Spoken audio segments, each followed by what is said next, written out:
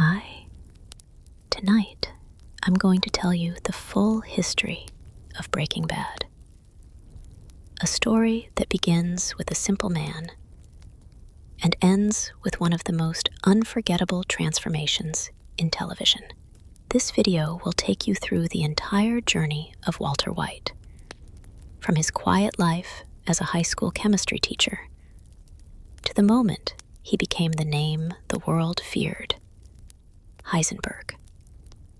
We'll explore how everything started, how one decision led to another, how danger grew, and how Walter's world slowly changed, piece by piece.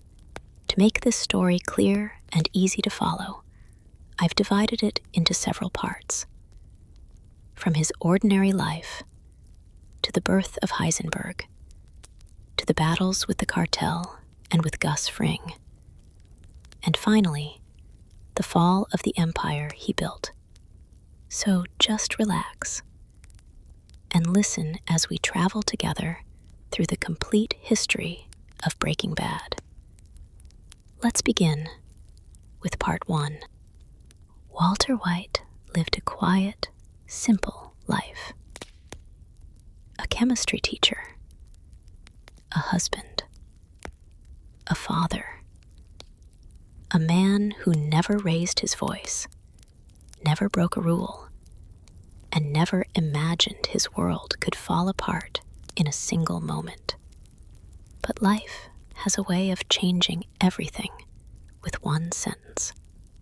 It happened in a small doctor's office.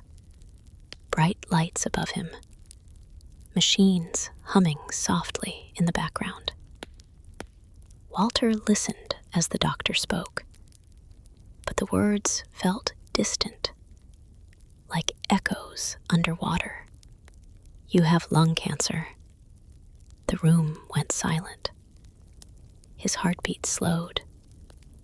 The world narrowed into a single point of fear. He thought of Skylar, of their baby on the way, of Walter Jr., of bills they couldn't pay, of a future he was no longer sure he would see. For days, Walter tried to live normally. He taught chemistry. He washed dishes. He smiled when people spoke to him. But inside, a quiet storm grew. One evening, his brother-in-law Hank, a loud, confident DEA agent, showed him a news video of a local drug bust. Money, drugs, power. Hank laughed, joking about easy cash. But Walter wasn't laughing. For the first time, he saw something different. A path.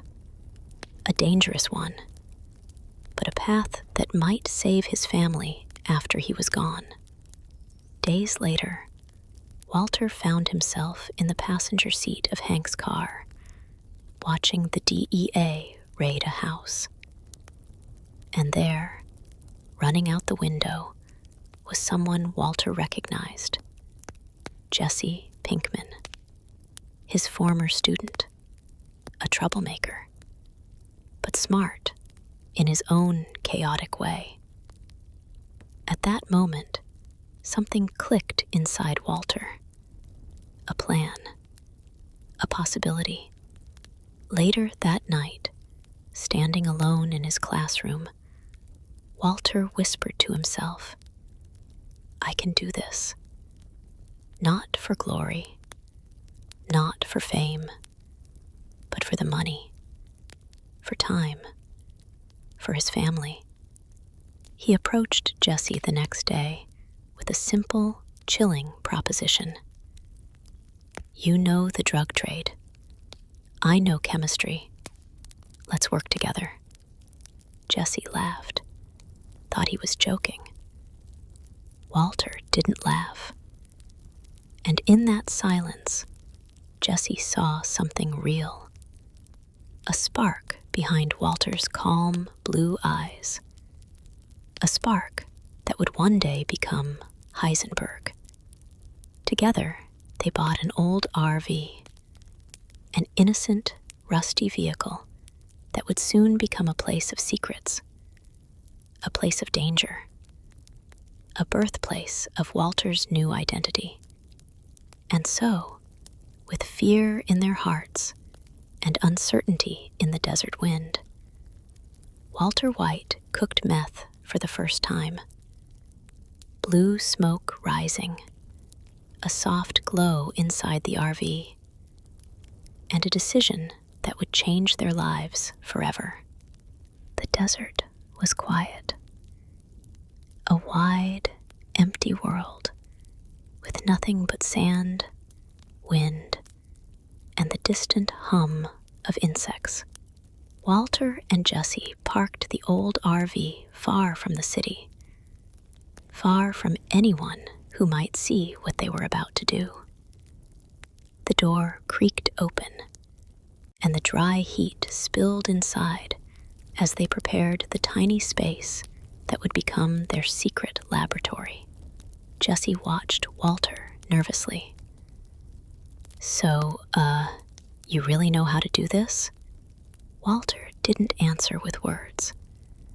He simply opened the cooler, laid out the equipment, and moved with a precision that didn't match the chaos of the moment. Inside the RV, glass clinked softly. Chemicals hissed quietly. The air grew heavier, warmer, and then, slowly, the reaction began. A soft blue shimmer took shape in the tray. Jesse stared, eyes wide. This is pure. Like, this is the best meth I've ever seen. Walter didn't smile, didn't celebrate. He simply looked at the blue crystals as if they were a math problem he had just solved. Outside, the desert wind whispered against the metal walls of the RV.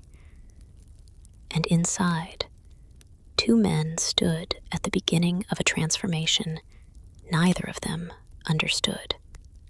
But their first success didn't last long. After they finished the cook, Jesse tried to sell the product to his old contacts. But things went wrong immediately. One dealer laughed in Jesse's face, refusing to pay. Another threatened him. And when Jesse pushed back, the dealer's partner attacked him and stole the entire batch. Jesse returned to Walter, bruised, angry, humiliated. Walter listened quietly. No fear, no doubt.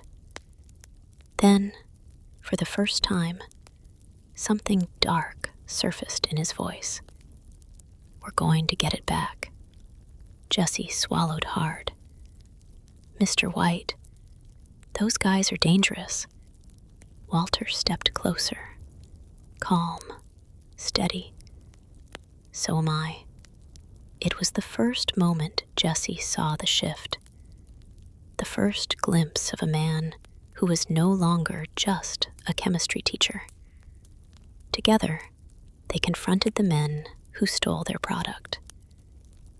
The desert sun set behind them, casting long shadows as Walter walked forward with a quiet confidence, holding a bag of chemicals that could explode with a single spark. And with that explosion, Walter White made a statement. He wasn't someone to ignore. He wasn't someone to steal from. He wasn't someone to threaten. That day marked the end of Walter's ordinary life and the beginning of a reputation that would echo through Albuquerque. The first whisper of a name the streets would soon fear: Heisenberg. After the confrontation in the desert, Walter believed the danger had passed. But the world he stepped into didn't forget so easily. The men who stole the meth worked for someone far more dangerous, a dealer named Crazy 8. And Crazy 8 wanted answers. One evening, as Jesse returned home, a shadow moved behind him. A sudden strike, a bag over his head, a crash to the floor. When he woke up, he was tied to a pole inside his own basement. Crazy 8 wanted to know who the new cook was, who made the meth so pure, and why Jesse thought he could sell without permission. Meanwhile, Walter arrived at Jesse's house, calling out softly, "Jesse?" No answer. Only the sound of muffled breathing coming from below. When Walter descended the stairs and saw Crazy 8 holding Jesse hostage, his heartbeat slowed. Not with fear, but with calculation. Crazy 8 pointed a weapon at him. "You're the cook, aren't you?" Walter didn't answer. He looked at Jesse, weak, terrified, and something inside him shifted again. Calmly, quietly, Walter reached for the one thing he understood better than anyone: chemistry. In moments, he created a reaction, a burst of gas that filled the basement in seconds. Crazy 8 collapsed. Jesse gasped for air, and Walter stood trembling, not from fear, but from what he had just done. When the air cleared, they discovered Crazy 8 was still alive, breathing, injured, but alive. They dragged him into the basement, tearing between guilt and survival, and chained him to a post. Walter stared at him for a long time, thinking, calculating, fighting with a truth he didn't want to face. Crazy 8 knew their names, knew Jesse's address, knew Walter's identity. If they let him go, they would die. But killing him was something Walter had never imagined himself doing. He tried to talk to him, understand him, humanize him. Crazy 8 told stories about his father's shop, his childhood, his regrets. And slowly, Walter began to hope that maybe there was another way. But then Walter noticed something chilling.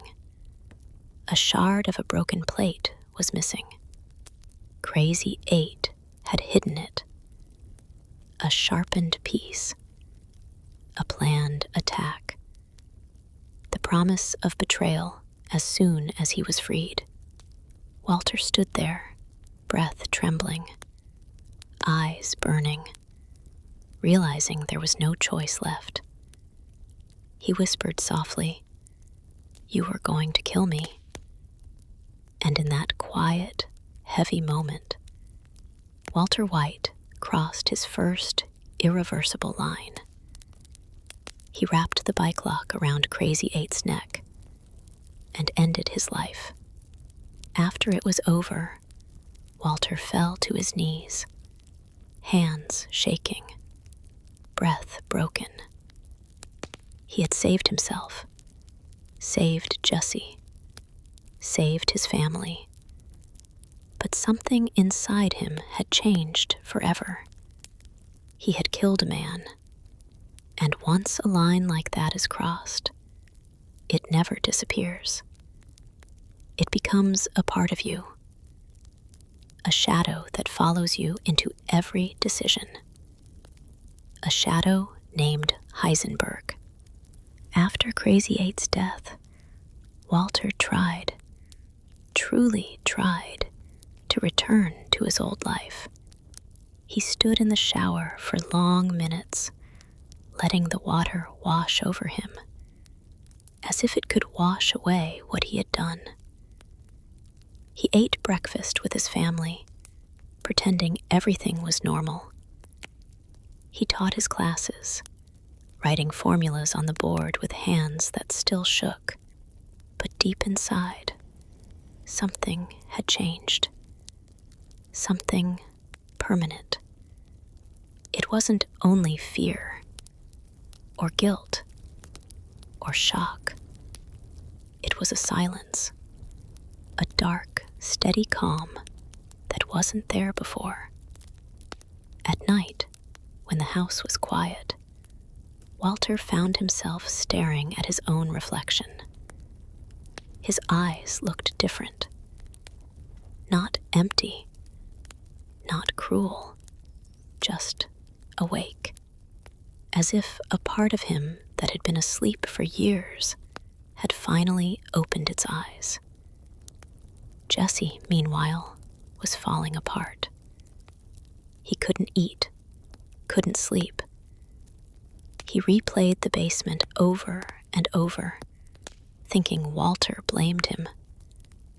But when Walter visited him, standing silently at Jesse's doorway, Jesse looked up with frightened eyes. "We're done, right? No more cooking. No more killing." Walter didn't answer right away. He thought about money, about medical bills, about time slipping away, about the future his family wouldn't have if he left nothing behind. And slowly, quietly, he shook his head. "We're not done." Jesse stared at him, shocked. "Mr. White, after everything?" Walter's voice was soft, almost gentle, but with a force Jesse had never heard before. "This is what we need to do." That was the moment Jesse realized Walter wasn't being pushed anymore. He was choosing this. Later that week, Walter shaved his head. Not for style, but because the chemotherapy was taking his hair. Yet, when he saw himself bald in the mirror, he didn't look weak.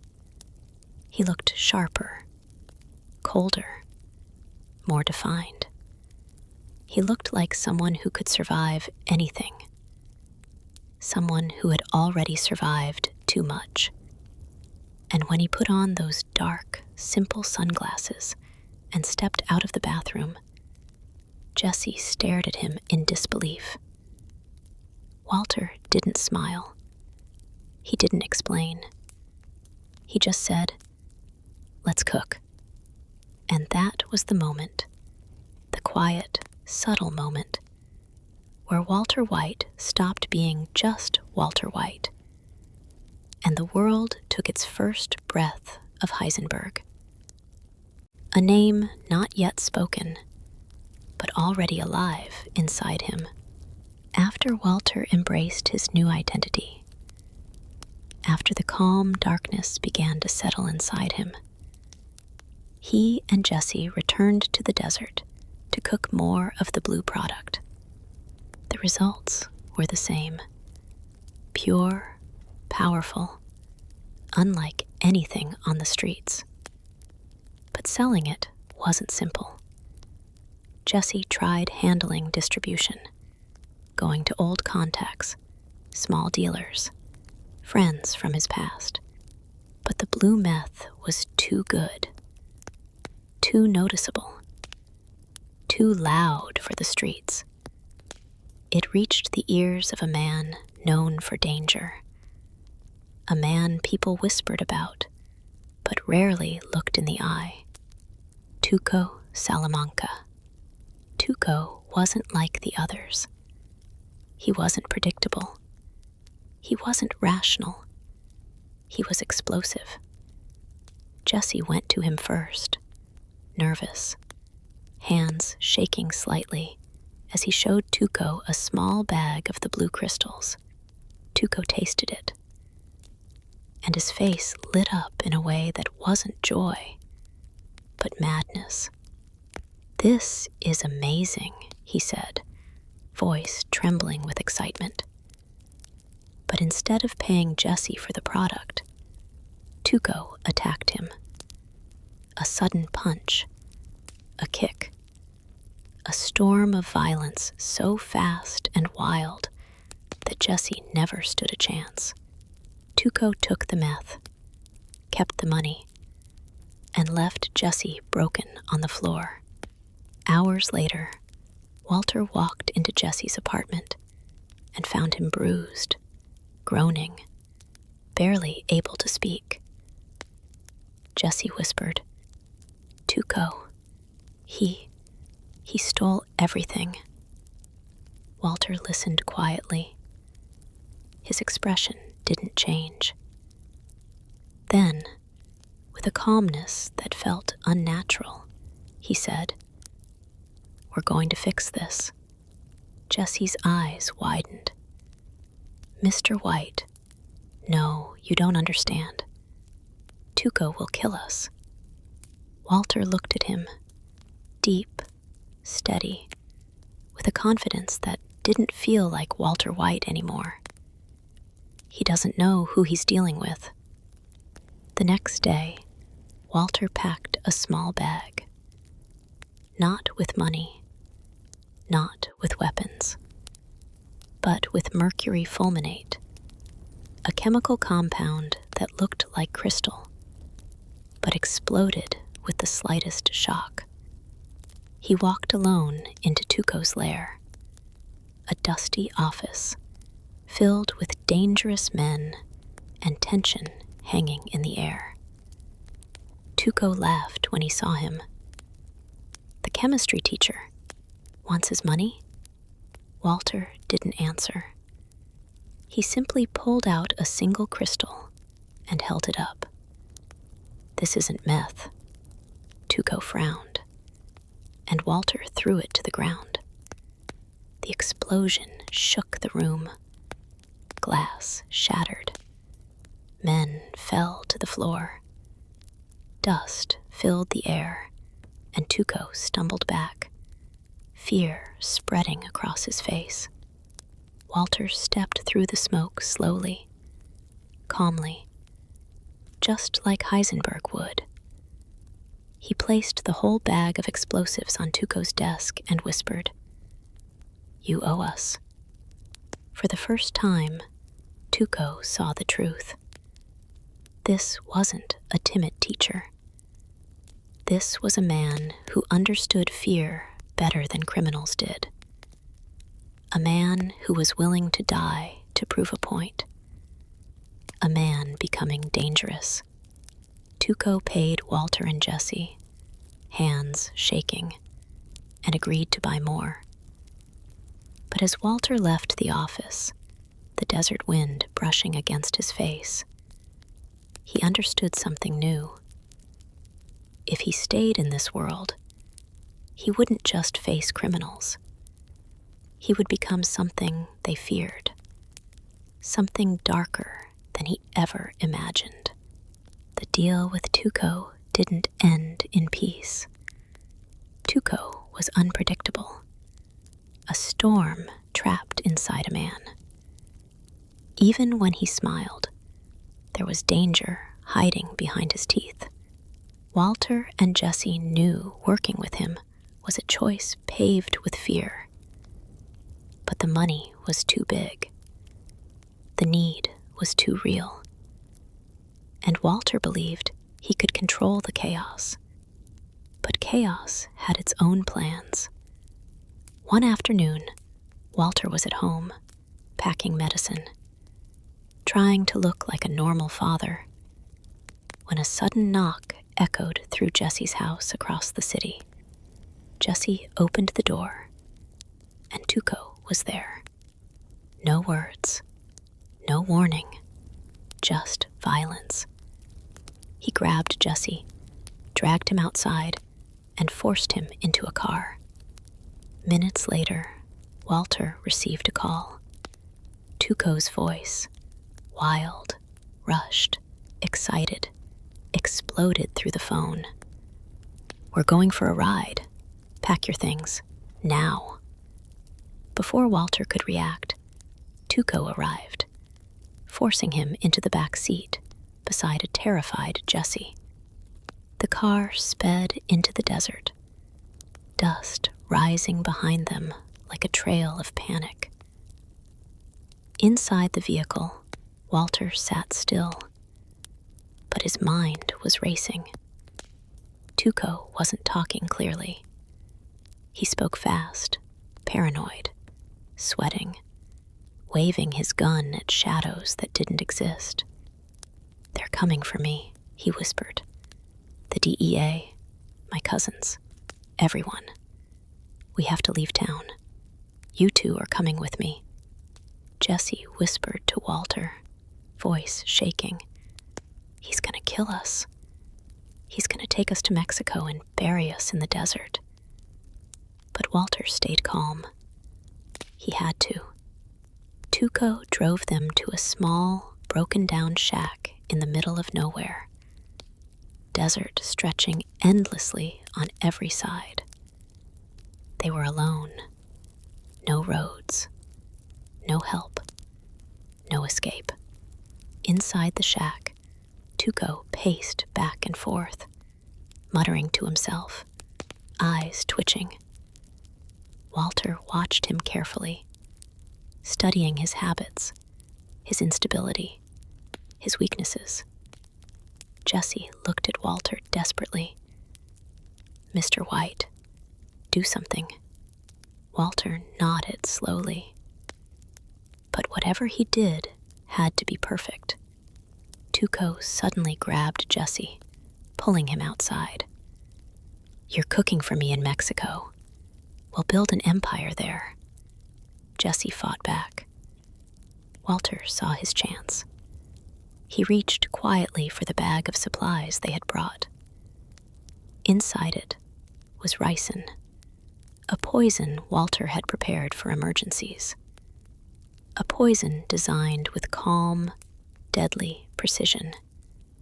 If they could get Tuco to ingest it, they might survive. Walter mixed it into a small batch of meth and waited. When Tuco returned, Walter offered it to him with steady hands. But before Tuco could take it, a car appeared on the horizon. Dust rose. Engine roared. It was Hank Schrader. Jesse gasped. Walter froze. Tuco stepped outside, confused, then furious. A gunfight exploded across the desert silence. Jesse and Walter hid behind the shack, hands over their heads as bullets tore through the walls. And then, a single shot. Hank's shot. Tuco fell. Silence returned to the desert. Heavy, echoing. Walter and Jesse crawled out, shaking, dusty, terrified. They didn't speak. They didn't move. They just stared at the lifeless body of the man who had almost taken them to their graves. That day, the desert didn't just save them. It marked them. Both of them. Forever. The desert returned to silence. But nothing inside Walter was quiet anymore. Tuco was dead. The danger had passed. At least on the surface. Hank Schrader stood near the body, radio in hand, his voice steady as he called it in. Another victory. Another criminal gone. Walter and Jesse watched from a distance, hidden, breathing slowly, trying not to be seen. Hank had saved their lives, without knowing it. And that truth made Walter feel something strange. Not relief, but tension. Back home, Walter slipped into his old routines as if nothing had happened. Breakfast at the table. Quiet conversations. Skylar watching him carefully, noticing the changes she couldn't explain. Walter spoke less, listened more. His eyes carried a weight that hadn't been there before. Meanwhile, Hank couldn't stop thinking about the case. Tuco's death didn't sit right with him. The blue meth found at the scene was unlike anything he'd seen before. Too pure, too perfect. At the DEA office, Hank stared at the evidence photos, his jaw tight. This stuff, it's different, he muttered. Something was changing on the streets of Albuquerque, and Hank could feel it. At night, Walter stood alone in the garage, counting money, hiding it, planning. He was no longer reacting to danger. He was managing it. Jesse called him, his voice tired and shaken. "We should stop, man. Tuco almost got us killed." Walter answered calmly. "We survived." A simple sentence, but it said everything. Walter believed he could balance both worlds, the quiet family man and the criminal in the shadows. He believed he was careful enough, smart enough, strong enough, but the truth was already forming. Every lie made the next one easier. Every step deeper made turning back harder. Hank was getting closer. The blue meth was spreading, and Walter's double life had officially begun. One world at the dinner table, another in the dark, and neither could exist without destroying the other. After Tuco's death, the streets didn't slow down. They accelerated. The blue meth didn't disappear. It multiplied. Small dealers talked about it in whispers. Users searched for it by name. Word spread quickly through Albuquerque. There was something new, something pure, something different. And behind it, two men hiding in plain sight. Walter and Jesse returned to the RV, cooking carefully, moving quietly, selling through small connections. No big deals, no attention. At least, that was the plan. But the blue color made their product impossible to ignore. Jesse watched the demand rise, his voice nervous on the phone. "People won't stop calling. Everyone wants it." Walter listened calmly. "Then we control how much we sell." For the first time, Walter wasn't panicking. He was managing. The money grew faster now, not in bursts of chaos, but in steady waves. Walter paid medical bills without hesitation, bought small things for the house, acted generous. Skylar noticed. "Where is this money coming from, Walt?" Walter smiled gently. "I'm taking on extra work." The lie came easily, too easily. At the DEA, Hank followed the trail of blue meth with growing curiosity. Every bust led back to the same product, same color, same purity, but no cook, no name, no face. And that bothered him. At night, Walter stood alone, counting cash again. But this time, his hands were steady. He wasn't doing this just because he had to anymore. He was good at it, better than anyone else. Jesse, however, felt the weight differently. "This isn't just money anymore, man," he said one night. People are getting hurt. Walter's voice stayed calm. That's not our concern. The words surprised even him.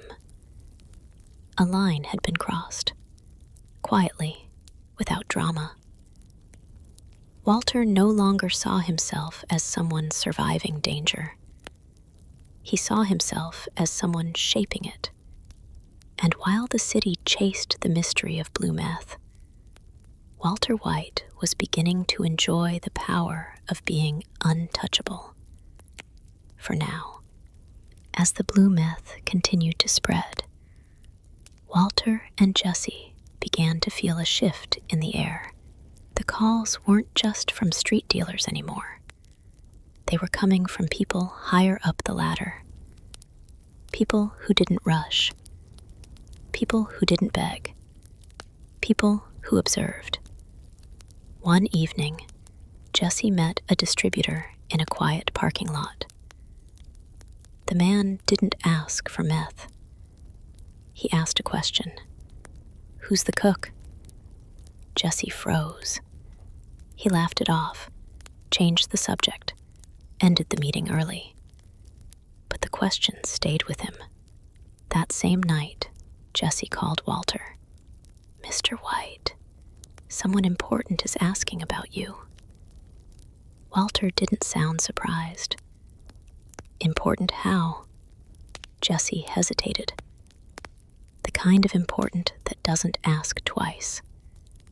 Days later, Walter received a simple message.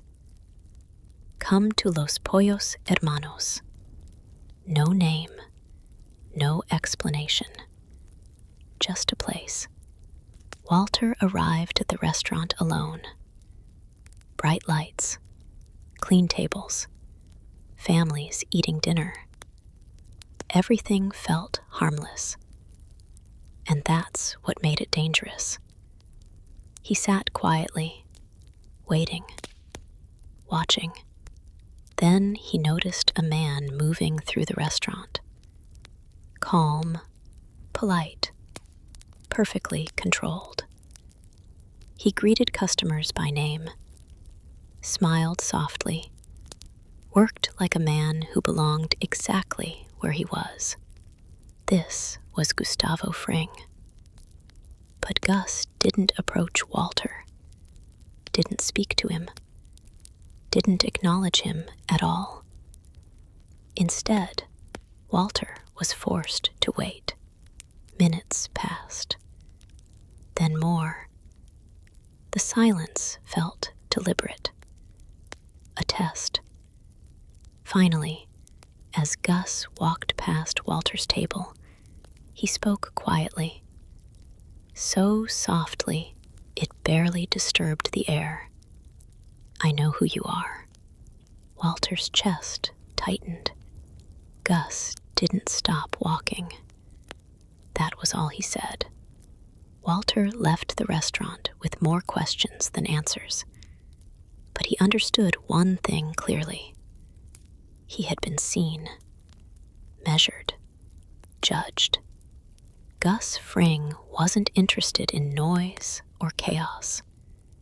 He was interested in control. And if Walter wanted to move forward, he would have to prove he deserved a place in Gus's world. After the brief encounter at Los Pollos Hermanos, Walter understood something clearly. Gus Fring did not rush. He waited. Days passed with no calls, no messages, only silence. But it wasn't empty silence. It was pressure. Walter continued cooking with Jesse, moving carefully, limiting supply, keeping their heads down. Yet every batch they made felt like a test, as if someone unseen was watching the results. Then, one evening, the small phone Walter kept hidden vibrated softly. A single message. You have been recommended. Come alone. No address. No explanation. only instructions. Walter followed them without hesitation. He was led to a clean, underground laboratory. Nothing like the RV. Nothing like the chaos of the desert. This place was precise, sterile, professional, stainless steel surfaces, proper ventilation, perfect equipment. Walter stood still, taking it all in. This was not survival cooking. This was industry. Gus Fring appeared calmly, hands folded, his expression unreadable. "I will make this simple," Gus said softly. "You cook. I distribute. No emotions. No improvisation." Walter listened carefully. Gus continued. "You will be paid well. Your family will be protected. And your partner," he paused, "will not be involved." The words cut deeper than Walter expected. "Jesse stays out." Walter felt tension rise in his chest. "He's my partner," he said quietly. Gus looked at him calmly. "He is unreliable." Silence filled the room. This was not a negotiation. It was a condition. Walter realized the truth in that moment. Working with Gus meant order, but also sacrifice. It meant choosing power over loyalty. Finally, Walter nodded. "I'll cook." Gus gave a slight smile. Not warm, not cold, satisfied. "Then we understand each other," he said. As Walter stepped into the lab, putting on clean gloves, adjusting equipment perfectly, he felt something shift again. This wasn't desperation anymore. This was structure, control, a system built for growth. Walter White had officially entered Gustavo Fring's operation. And once inside, there was no easy way out. The laboratory was perfect. Clean, quiet, controlled. Walter moved through it with confidence, measuring, mixing, adjusting temperatures with calm precision. For the first time, everything worked exactly as it should. And yet, something was missing. Jesse. While Walter cooked underground for Gus Fring, Jesse was left alone, confused, hurt, and slowly unraveling. He waited for Walter's call. It didn't come. He watched the phone at night, lying on his bed, wondering what he had done wrong. Finally, Jesse showed up at Walter's house, unannounced. Walter opened the door and saw the truth in Jesse's face. "You cut me out," Jesse said quietly.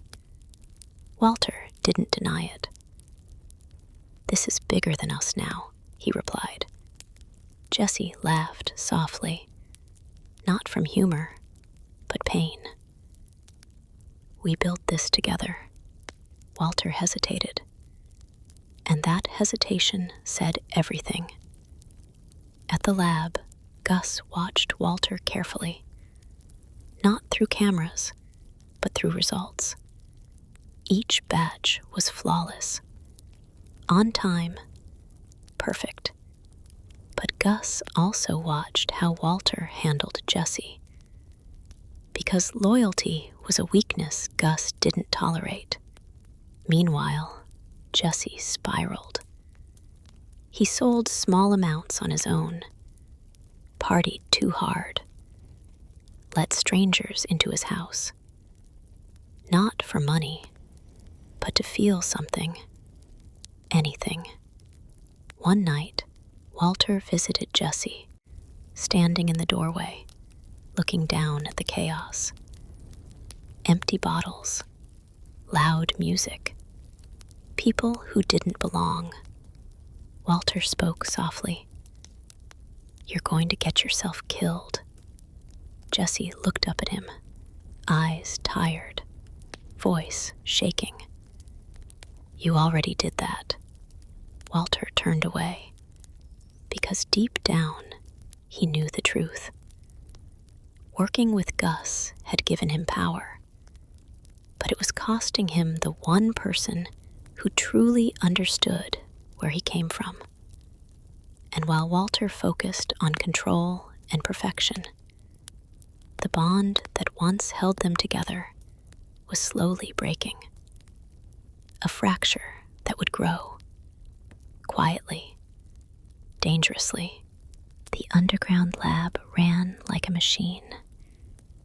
Lights steady, air filtered, every surface clean. And beside Walter, working quietly, stood Gail Bedecker. Gail was different from Jesse. Calm, polite, respectful. He admired Walter, not as a criminal, but as a scientist. "Your work is beautiful," Gail said softly one night, watching the blue crystals form. Walter accepted the praise without emotion, but inside, he felt something close to pride. For the first time, someone understood his genius.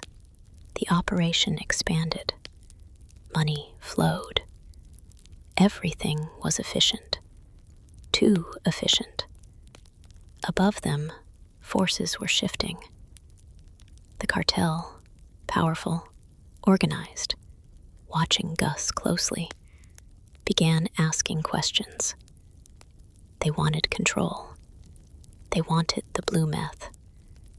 And more importantly, they wanted the man who cooked it. Gus remained calm, as always. But behind closed doors, pressure mounted. The cartel didn't trust Gus. They wanted leverage. And Walter White was becoming that leverage. Gus met with Walter privately. "Your work has attracted attention," he said calmly. "Not all of it welcome." Walter listened carefully. "What do they want?" Gus replied simply. "You." The word hung heavy in the air. For the first time, Walter understood the scale of the world he had entered. This wasn't Albuquerque anymore. This wasn't small-time crime. This was an empire. And empires did not protect individuals. They used them, as Gail continued learning, taking notes, studying Walter's methods. A quiet realization formed. Walter was being studied not as a partner, but as a resource, replaceable. And while Gus smiled politely, his plans stretched far beyond any single man.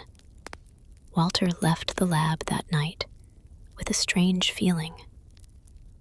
Not fear, awareness. In this world, knowledge was power, but only if you controlled who had it. And Walter White was beginning to understand how fragile his position truly was. As Gus's operation grew stronger, the distance between Walter and Jesse grew heavier. Walter spent most of his time underground, focused, precise, absorbed in perfection. Jesse, left outside the system, felt useless, discarded. When Walter did call, it wasn't to ask how Jesse was doing. It was to give instructions. Don't sell on your own. Stay quiet. Do exactly what I say.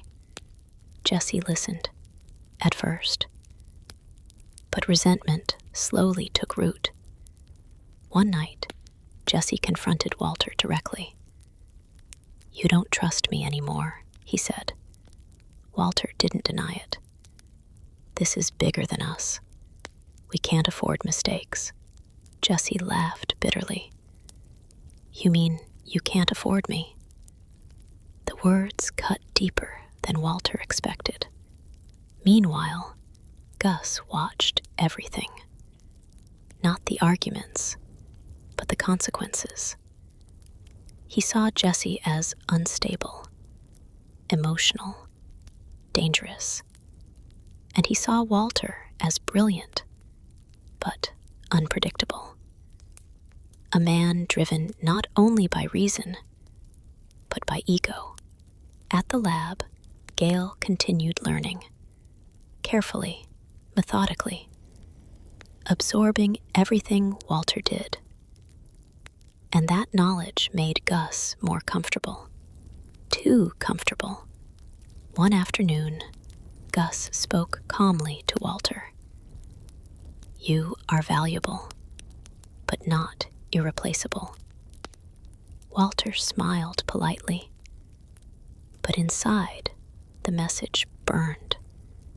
Replaceable. That word changed everything. For the first time, Walter realized he wasn't building security. He was building his own replacement. And at the same time, he was losing Jesse, the one person who had seen him before Heisenberg existed. Control was slipping, not because Walter was weak, but because he wanted too much of it. And when control becomes obsession, it begins to destroy everything around it. The lab was quiet. Too quiet. Walter moved through the space with his usual precision, but something inside him was restless. He could feel it now. The shift. Gus Fring was no longer just an employer. He was becoming a threat. Gale worked beside Walter, calm and focused, taking notes, asking careful questions. And with every question Gale asked, Walter felt the walls closing in. This lab was not his sanctuary. It was his test. One evening, Gus asked Walter to join him for a private conversation. They sat across from each other, the air between them controlled, polite, dangerous. "I value stability," Gus said softly. "Emotions create risk." Walter nodded, but his eyes stayed sharp. "I understand." Gus continued. "Your partner, Jesse Pinkman, continues to be a concern." There it was. Walter felt the tension rise. "He's not part of the operation," Walter replied. Gus looked at him calmly. "He is still part of you." Silence followed. Gus leaned forward slightly. "If he becomes a liability, I will deal with it." The words were quiet, measured, but unmistakable. Walter left the meeting with his heart pounding. For the first time, he understood something terrifying. Gus wasn't threatening his business. He was threatening Jesse. That night, Walter went to see Jesse.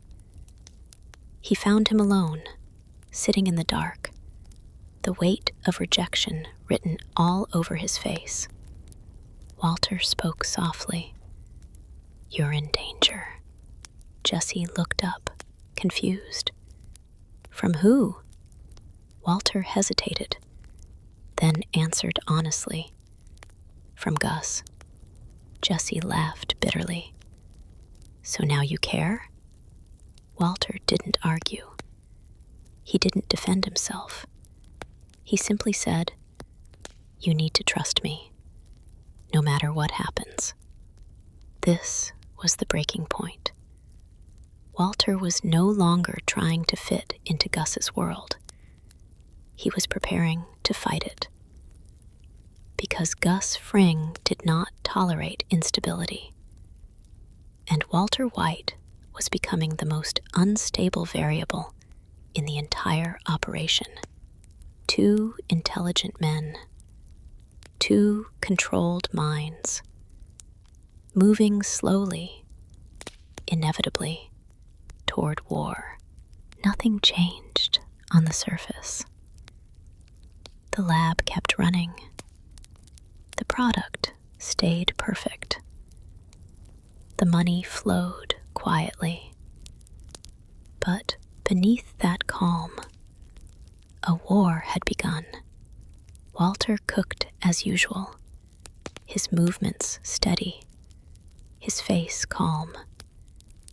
Yet his mind was never still. Every step he took, every word he spoke, was measured, because he knew now. Gus Fring was planning ahead, and Gus knew something else as well. Walter White was no longer predictable. Jesse felt the tension too. Suddenly, men were watching him again. Cars parked nearby. Faces he didn't recognize. Not threats, warnings. Walter met with Gus one last time under the cover of routine. "I need Jesse protected," Walter said quietly. Gus didn't react. "I protect my interests," he replied. Nothing more. That answer confirmed it. Jesse was expendable. And if Jesse was expendable, then Walter would be next. That night, Walter made his choice. He stopped reacting. He started planning. He studied Gus's habits, his roots, his routines.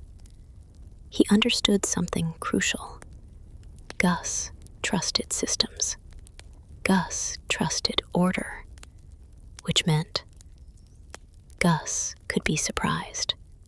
Walter approached Jesse again, this time not as a boss, but as a partner. "If we don't act," he said softly, "he will kill us." Jesse listened. For the first time in a long while, he believed Walter. Together, they began to prepare. Not loudly, not recklessly, in silence. Because the most dangerous wars are not fought with guns, but with patience. And while Gus Fring believed he controlled every variable, he had underestimated the one thing he could never measure: a man who refuses to be replaced. The lab was still running, but the silence had become heavy. Walter felt it in every breath. The pressure tightening, the clock ticking. Gus Fring had made his decision. Walter was no longer essential. Gale was ready. One morning, Gus spoke calmly to Walter. "You have been relieved of your duties." No anger, no explanation. Just a sentence that meant death. Walter understood immediately. This wasn't a firing. It was an execution. As Gus's men escorted him away, Walter's mind raced. Not with panic, but with speed. If Gus killed him, Gale would replace him.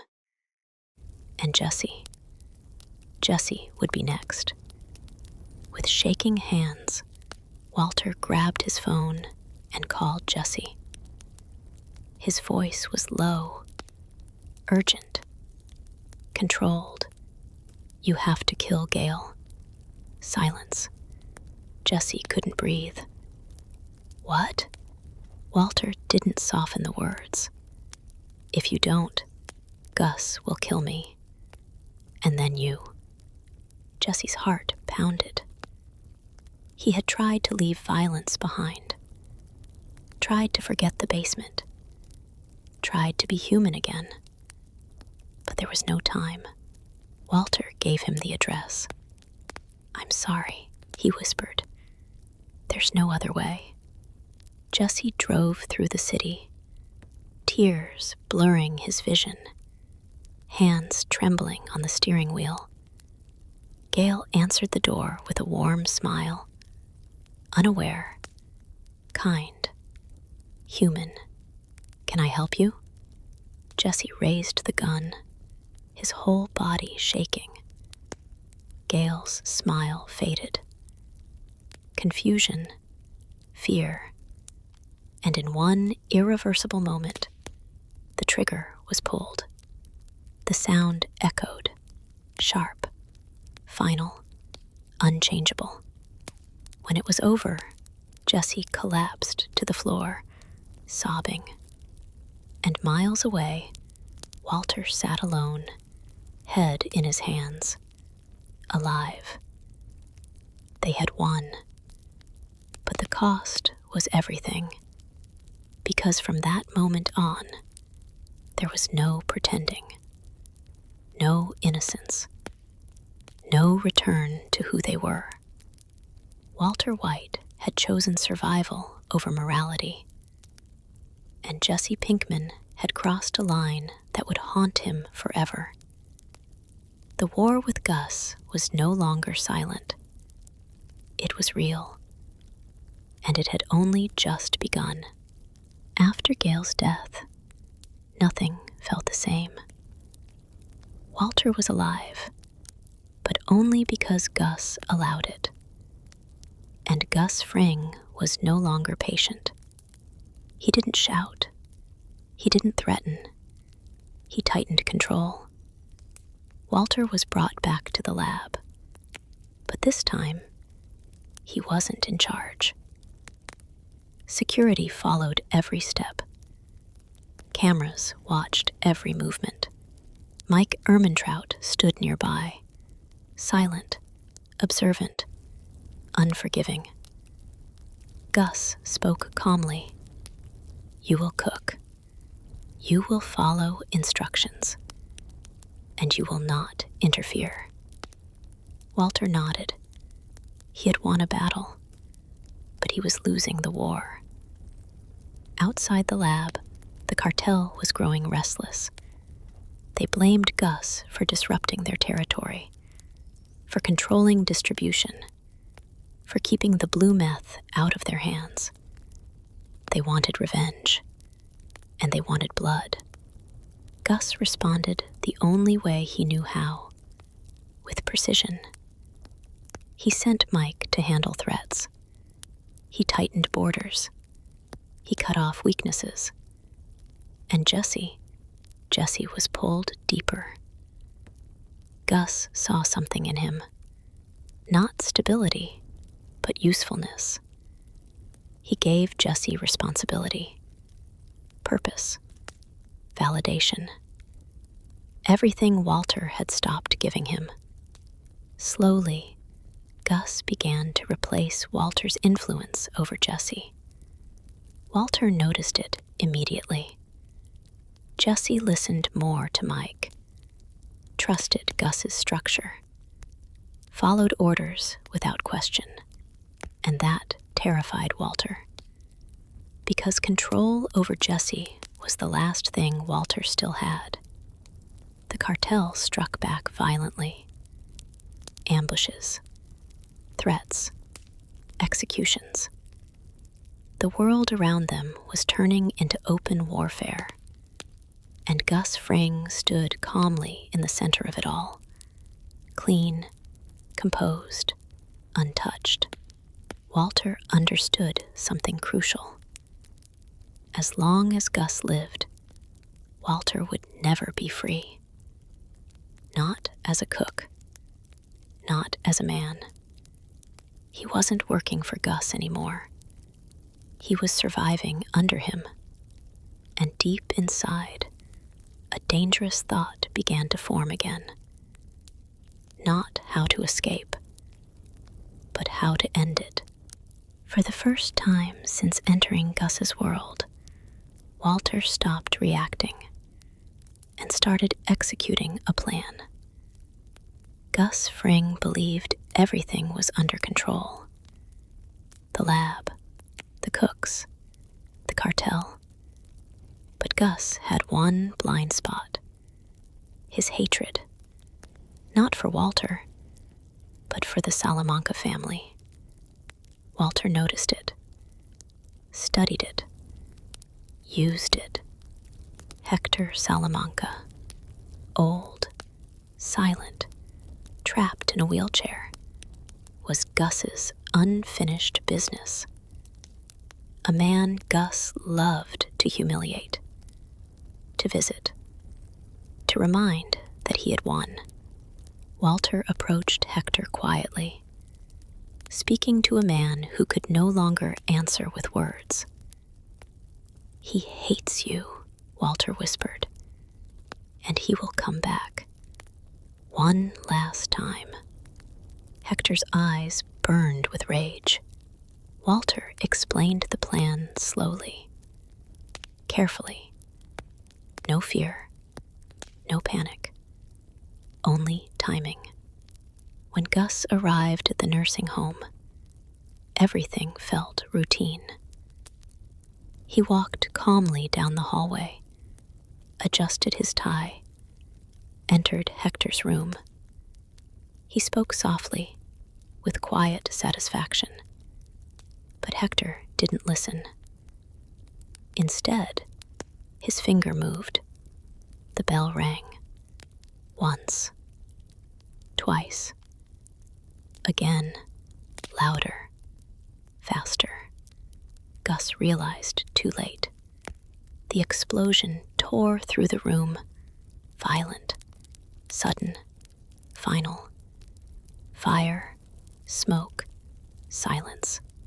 Gus Fring walked out of the room, his face calm, his body broken. He straightened his tie and collapsed. In that moment, the man who controlled everything lost control of his own fate. Walter watched from a distance. He didn't smile. He didn't celebrate. He simply breathed. Because the war was over. Gus Fring was gone, and Walter White had done the impossible. He hadn't survived Gus. He had defeated him. But victory came with a truth Walter could no longer ignore. There was no one above him now, and that meant there was nothing left to stop him. With Gus Fring gone, the world didn't collapse. It opened. The lab was silent. The guards were gone. The structure that once controlled everything had disappeared overnight. And in that empty space, Walter White stepped forward. No boss, no rules, no one watching over him. For the first time, Walter wasn't working for someone. He was in charge. He met with Mike Ehrmantraut, the man who had enforced Gus's order for years. Mike didn't trust Walter. He didn't like him. But he understood reality. The operation had to continue. Walter spoke calmly, clearly. "I know how this works. And I know how to make it profitable." Mike studied him silently.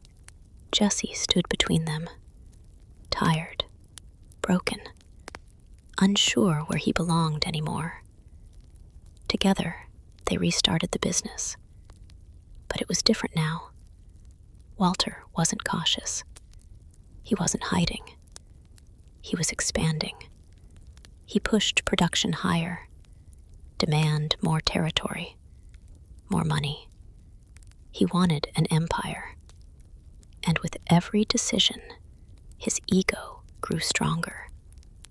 At home, Skylar confronted him.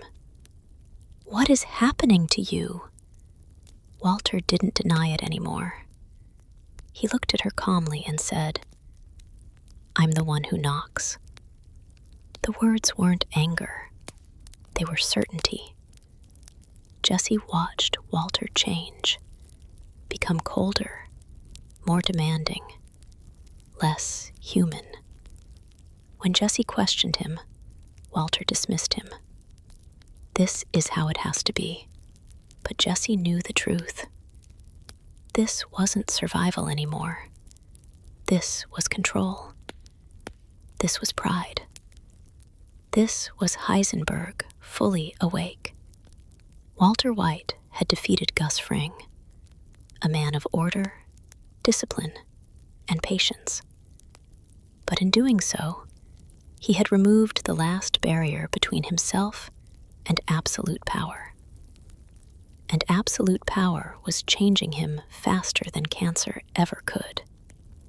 The empire was rising, but it was built on fear, lies, and broken trust. And empires like that never last forever. In the end, the empire Walter built could not hold itself together. There was too much fear, too many lies, too many people hurt along the way. Jessie was the first to break. The weight of everything, the deaths, the manipulation, the guilt, became unbearable. When he realized Walter had poisoned a child just to control him, something inside Jessie shattered. He ran, and Walter, desperate to keep control, made his final mistake. He trusted the wrong people. The money was stolen. His partners turned against him. His power collapsed faster than it had risen. Hank Schrader, who had chased Heisenberg for years, finally saw the truth. Not in the streets, but at home. The man he had been hunting was family. The confrontation was quiet, painful, inevitable. And in the desert, where everything began, Hank was killed. Not by Walter's hand, but because of his choices. That was the moment Walter lost everything. His family rejected him. Skylar feared him. His son despised him. The empire meant nothing now. Alone, hunted, and dying, Walter disappeared. But he returned one last time. Not for money, not for power, for truth. He freed Jessie. He faced his enemies. And when the final gunshots faded, Walter White lay still, wounded, breathing slowly, at peace. He looked around the lab, at the machines, the chemistry, the thing he loved most. And for the first time, he admitted the truth. Quietly, honestly. I did it for me. Not for his family. Not for survival. For himself. And with that realization, Walter White died. Not as a hero. Not as a victim. But as a man who chose his path and lived with its consequences. This was the end of Breaking Bad. A story about power, pride, and the cost of becoming what you think you deserve. Thank you for listening, and good night.